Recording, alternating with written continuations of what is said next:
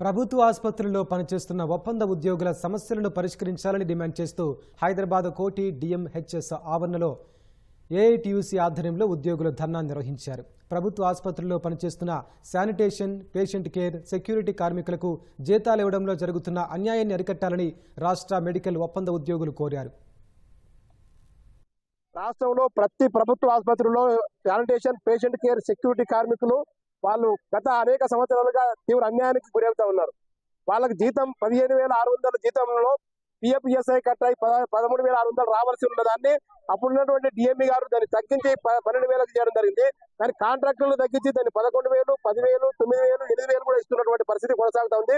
అన్యాయానికి గురి చేస్తున్నటువంటి కాంట్రాక్టుల పైన చర్య తీసుకోవాలి. ప్రభుత్వం మరొకసారి ఆలోచించి, అధికారులు కూడా ఆలోచించి దీన్ని అన్ని రెక్టిఫై చేయాలి. జీవో నెంబర్ 60 ప్రకారం వాళ్ళకి 13,600 జీతం ఇవ్వాలి. చట్ట ప్రకారం రావాల్సినటువంటి సెలవులు ఇవ్వాలని చెప్పి డిమాండ్ చేస్తున్నాం.